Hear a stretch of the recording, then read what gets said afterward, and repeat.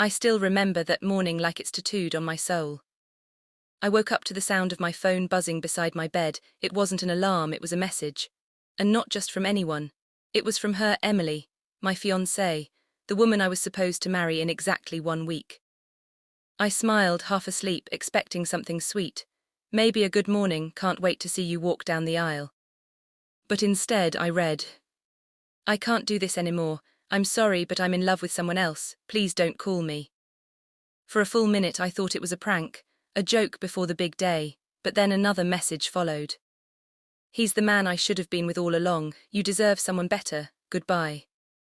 That was it. No explanation, no conversation, no closure.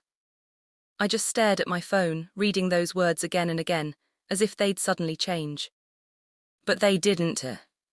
The woman I had spent 4 years with, through college, through job losses, through late-night ramen dinners and broken dreams, had just ended it all with 2 text messages. And then silence. That day my world collapsed. The invitations had been sent, the venue was paid for, the honeymoon booked. And me, I was left standing in the ashes of something I thought would last forever. Friends called, confused. My mom tried to console me, saying maybe she's just nervous. But deep down I knew. Something inside me told me this wasn't cold feet, this was betrayal. When I went to her apartment that night, her things were gone. Drawers empty, closet cleared, even the picture of us that used to hang by her door gone. But the neighbor, Mrs. Jenkins, told me something that changed everything. She said, "Oh honey, I saw her leave early this morning with a tall man. They had suitcases, she looked happy." Happy, while I stood in her doorway, holding a wedding ring that suddenly meant nothing. The next few days were a blur. I didn't eat, I didn't sleep. I just replayed every memory, every word she'd ever said. Had I missed the signs? Was there someone else all along? Then, 3 days later, a friend sent me a picture on social media. It was Emily in a white dress. Not our wedding dress, but a wedding dress. Standing next to a man I recognized immediately. Her co-worker, Daniel. The same guy she'd always told me not to worry about. They were smiling. Hashtag true love always wins. I felt something inside me snap. For weeks I lived like a ghost. I couldn't even step outside without feeling the whispers of pity. My fiancé had left me for another man and married him within a week. People said I should move on. But I couldn't. Not yet. Because I needed answers. Why him, why now? One night I decided to find out. I went through old photos, old texts, anything that could explain what went wrong. And then I noticed something strange. Her work trips in the past months. Her sudden late nights. Her excuses that the office project was keeping her busy. In one photo she'd sent me from a conference, I zoomed in. And there, in the reflection of a hotel mirror, was Daniel's suitcase. My stomach turned. It wasn't just an affair. It was a planned escape. She had been building her new life behind my back for months while pretending to plan our wedding. I thought the story ended there, but fate had other plans. A month later, I got a message. From Daniel. "Hey, I know you don't want to hear from me, but there's something you should know about Emily." I froze.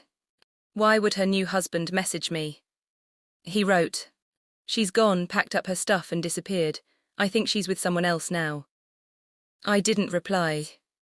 Didn't even feel sorry for him. But deep inside, something shifted. For the first time in months, I felt peace. Because karma, in its silent, perfect way, had done what I couldn't. Over time, I started to rebuild myself. I hit the gym, focused on my work. I didn't want revenge anymore, I wanted peace. Until one night, while walking home, I saw her again. Emily. Standing by the same coffee shop where we first met. Alone. She looked thinner, tired, almost broken. When she saw me, her eyes filled with tears. She said I made a mistake. But I just smiled. Because in that moment, I realized something: she didn't break me. She built the man who finally knew his worth. When Emily showed up that night, I thought my heart would explode. Not from love, from disbelief. She stood there in the rain, mascara running, clutching her purse like a child who'd lost her way home. "Can we talk?" she whispered. Every instinct told me to walk away, but something, maybe closure, maybe curiosity, made me nod. We sat inside the same coffee shop where years ago I'd proposed to her. The irony was suffocating. She looked nervous, fragile even. "I shouldn't have left you," she began. "Daniel wasn't who I thought he was." I didn't say a word. I wanted her to speak, to feel the weight of her choices. She went on. "He changed after the wedding. The man I thought loved me only wanted what I could give him: money, comfort, security. When I ran out, he ran out too." I stared at her, the woman who had destroyed me just weeks before. And now she was sitting in front of me, broken by the same fire she once threw me into. "Karma," I said quietly. She looked up, confused. "What?" "Nothing," I said. "Go on." She took a shaky breath. "I know I hurt you, but I was lost, confused. I thought he was my soulmate. I see now that I threw away the only person who ever truly loved me. I should have felt something, anger, sadness, maybe pity. But all I felt was nothing. Because the truth was, she wasn't talking to the same man she'd left. That man had died the moment she texted, 'I'm in love with someone else.' A few weeks passed. Emily started messaging me again. At first it was innocent, 'Hope you're doing okay, then can we have dinner?' Part of me wanted to see just how far she'd go. So I agreed. She showed up in that same white coat she wore when we used to go out on winter nights. But this time there was no spark in her eyes, just regret. Dinner was awkward. She kept trying to laugh like old times, but I couldn't forget how easily she'd thrown me away. Then she said it, the thing I'd been expecting. "I miss you, maybe we could try again." For a second I almost choked on my drink. She really thought she could come back, like nothing had happened. I leaned forward and asked, "Emily, do you remember the last thing you texted me before you left?" She nodded slowly. "I said I was in love with someone else." And I pressed. She swallowed hard. "I told you not to call me." "Exactly," I said, "and I didn't." Her face fell. "I didn't chase you, I didn't beg you, I just let you go, because that's what you wanted. And now you want me to believe that after destroying me you suddenly realized your mistake." Her eyes filled with tears. "Please don't be cruel. I know I messed up, but I was scared. Everyone told me Daniel was better, richer, smarter, more exciting." I laughed softly. "And what did you find out?" "That he was a liar, a cheater, a man who used me and left me with nothing." I looked at her for a long time before saying, "Then maybe you and I aren't so different after all." After that dinner, I didn't see her for a while. But she kept showing up in small ways, liking my posts, leaving comments, sending small apologies disguised as check-ins. What she didn't know was that I'd already moved on, not just emotionally but professionally. Losing her had pushed me to rebuild my life. I'd started a small design business that was suddenly taking off. I'd been invited to speak at an industry event in another city. That's where I met Leela. She was everything Emily wasn't: kind, grounded, real.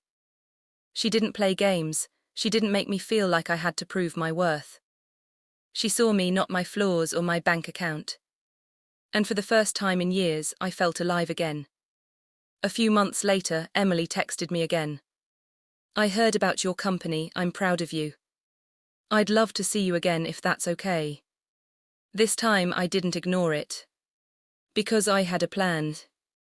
I invited her to a cafe near my new office, the same cafe where we'd met months earlier. When she arrived, she looked surprised to see me sitting with Leela. Her smile faded instantly. "Oh, I didn't know you'd be with someone," she muttered. I stood up, shook her hand politely and said, "Emily, meet Leela. She's the reason I finally understood what real love feels like." Emily tried to keep her composure, but I could see her eyes tremble. She whispered, "So this is goodbye."